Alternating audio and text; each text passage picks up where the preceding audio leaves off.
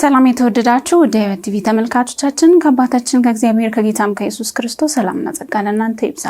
ከህይወት ቴሌቪዥን የዕለቱ መረጃዎች ይዘንላችሁ ቀርበናል። መረጃዎቹን ወደ እናንተ በማድረስ ቆይታ የማደርገው ነው ማንከሊል ከመላው ስቱዲዮ ባለሙያዎች ጋር በጋራ በመሆን አብራችሁን ቆዩ።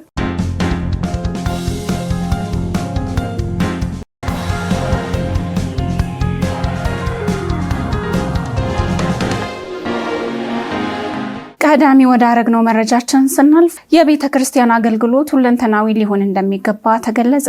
ተጨማሪ አለ።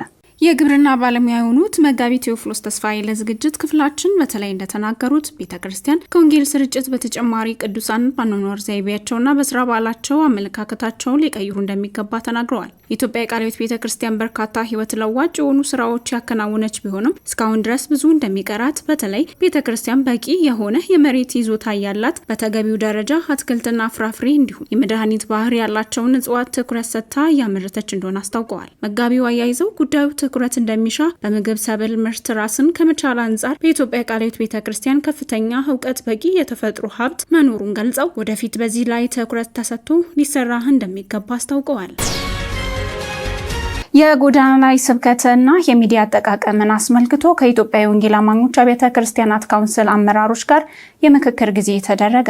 ባልደረባችን ጽጌረዳ አለሙ ተጨማሪ አለ። በምክክሩ የሚዲያ አጠቃቀምና ግጭት ቀስቃሽ መልእክቶችን በተመለከተ የመፍትሄ አቅጣጫ ማስቀመጥ እንደሚገባ ተጠቅሷል። የአዲስ አበባ የሃይማኖት ተቋማት ጉባኤ ዋና ጸሐፊ መጋቢ ታምራት አበጋዝ የሚዲያ አጠቃቀምና ግጭት እንቅስቃሴ መልእክቶችን፣ የጎዳና ላይ ስብከትና የድምጽ ብክለትን በተመለከተ ያሉትን ተግዳሮቶችና የስርዓት አምልኮ ቦታ አጠቃቀምን በተመለከተ ሰፋ ያለ ጽሑፍ አቅርበዋል። በጽሑፋቸው መዲናችን አዲስ አበባ የህዝብ ብዛትና እድገት ከጊዜ ወደ ጊዜ በፍጥነት መጨመሩንም አንስተው አዲስ አበባና የዓለም አቀፍ ሶስተኛ የዲፕሎማቲክ ከተማና የአፍሪካ መዲና እንደመሆኗ መጠን ለሀገራችን ይሁን ለከተማችን ስንሰራ ያለው ነባራዊ ሁኔታ መረዳት እጅግ አስፈላጊ መሆኑንም ተናግረዋል። የአዲስ አበባ የሃይማኖት ተቋማት ጉባኤ ከ2014 ጀምሮ በመዲናችን አዲስ አበባ ሃይማኖትን መሰረት ያደረጉ የግጭት መነሻ ምክንያቶች በሚል መሪ ሀሳብ በሁሉም ክፍለ ከተማዎች የዳሰሳ ጥናት ማድረጉንና የዚችም ችግሮችን መለየትንም አንስተው ያሉ ክፍተቶችንም እንዲቀርፉ በጋራ መስራት እንደሚያስፈልግም ተናግረዋል።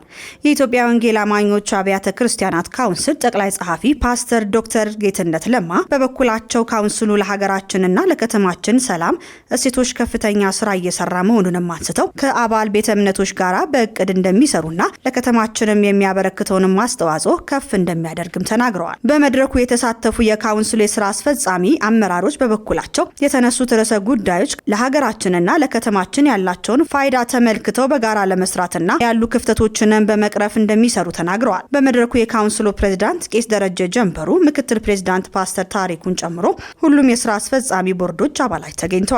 መረጃውን ከአዲስ አበባ ሃይማኖት ተቋማት ጉባኤ ያገኘ ነው። የኢትዮጵያ ወንጌላውያን ነጋዴዎች ኔትወርክ አዳዲስ ፕሮግራሞችን ይፋ አደረገ።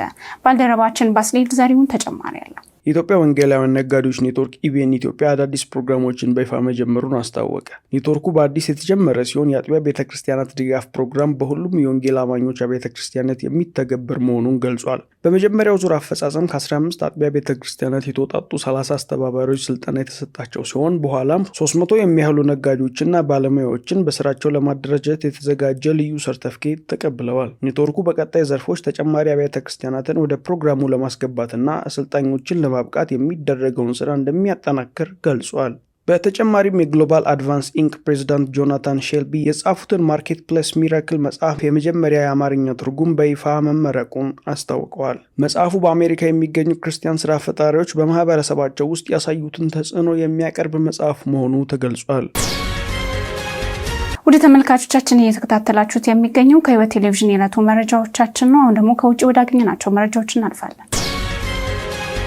በዩናይትድ ኪንግደም ኮልቸስተር ከተማ የመንገድ ስብከት ላይ የተሰጠ ህጋዊ ማሳሰቢያ ክርክር ማስነሳቱ ተነገረ። ተጨማሪ ያለን። በኮላንቸስተር የሚገኘው ብሬንድ ኦፍ ላይፍ ኮሚኒቲ ቸርች በመንገድ ስብከት እንቅስቃሴ ላይ ከአካባቢው ምክር ቤት የተሰጠውን የህጋዊ ማሳሰቢያ በመቃወም ወደ ፍርድ ቤት መውሰዱ ተገልጿል። ይህ የማህበረሰቡ ጥበቃ ማሳሰቢያ የተባለው ማስታወቂያ ቤተክርስቲያን በየሳምንቱ በከተማው ማዕከል የሚካሄደውን የስብከት እንቅስቃሴ በተለይ የድምጽ ማጉያ አጠቃቀም ላይ ገደብ እንዲጣል ያደርጋል። መጣሱ የወንጀል ክስ ሊያስከትል እንደሚገባም ተጠቁሟል። ቤተክርስቲያኗ ግን ማሳሰቢያውን ህገወጥ መሆኑን በመግለጽ በክርስቲያን ሌጋል ሴንተር ድጋፍ ወደ ፍርድ ቤት እንደገባች ተገልጿል። ጉዳዩ በቅርብ በኮሊንቼስተር ማንቸስተር ፍርድ ቤት ለምርምር እንደሚቀርብም ይጠበቃል። በአቤቱታው መሰረት የመንገድ ስብከት ህጋዊና ሰላማዊ መሆኑ ቤተክርስቲያኗ ያስታወቀች ሲሆን እንቅስቃሴው በማህበረሰቡ ላይ አሉታዊ ተጽዕኖ አለማስከተሉም ተገልጿል።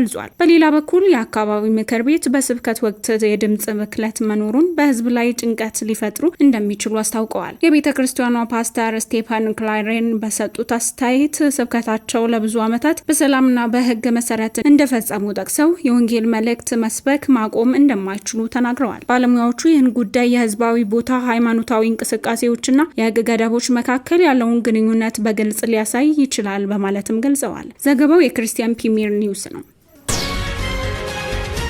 እድሜ ለስፖርት እንቅፋት አይደለም ያሉት የ90 ዓመቷ አዛውንት በጊነስ ወርልድ ሪከርድ መመዝገቧ ተነገረ። ተጨማሪ ያለ እድሜ ቁጥር ብቻ የሚለው አባባል በተግባር ያሳዩት አሜሪካቷ አንክሪን ኢንሲስተር በ90 ዓመት እድሜያቸው ዓለምን ያስገረመ ክብረ ወሰን አስመዝግበዋል። አንክሪን ኢንሲስተር በአግድም ዘንግ ላይ ለ2 ደቂቃ ከ52 ሰከንድ ያህል ተንጠልጥለው በመቆየት ከዚህ ቀደም በዘርፉ ተይዞ የነበረውን የ2 ደቂቃ ከ1 ሰከንድ ሪከርድ በከፍተኛ ልዩነት ማሻሻል ችለዋል። ይህ አስገራሚ ጥንካሬን ለማሳየት ከልጃቸው ጋር ለወራት ያህል በቤት ውስጥ ጠንካራ የአካል ብቃት እንቅስቃሴ ሲያደርጉ መቆየታቸውም ተገልጿል። አንድ እድሜ ልካቸውን ስፖርተኛ ከመሆን ባለፈ ዛሬም ድረስ ጥንካሬያቸውን ለመጠበቅ ጤናማ አመጋገብና የዕለት ተዕለት እንቅስቃሴ እንደማያቋርጡ ይናገራሉ። ይህ ሪከርድ የሰበሩት በየትኛውም የእድሜ ክልል ላይ የሚገኙ ሰዎች ተስፋ ሳይቆርጡ የአካል ብቃት እንቅስቃሴ እንዲያደርጉና ጥንካሬያቸውን እንዲጠብቁ ለማበረታታት መሆኑን ገልጸዋል። እድሜ አቅምን አይወስንም፣ መንቀሳቀስ ደግሞ በማንኛውም ጊዜ ይቻላል የሚል ብርቱ መልእክት ለዓለም ማስተላለፍ የቻሉት የአያት አን ታሪክ ለብዙዎች አርአያ ሆኗል ተብሏል። ወደ ተመልካቾቻችን የተከታተላችሁት ከህይወት ቴሌቪዥን የዕለቱ መረጃዎቻችን ነበረ። መረጃዎቹን ወደ እናንተ በማድረስ ቆይታ ያደረኩት እኔ ሮማን ክሊል ከመላው ስቱዲዮ ባለሙያዎች ጋር በጋራ በመሆን ነበር። ከቀሪ የህይወት ቴሌቪዥን መሰናዶች ጋር መልካም ቆይታ ይሁንላችሁ።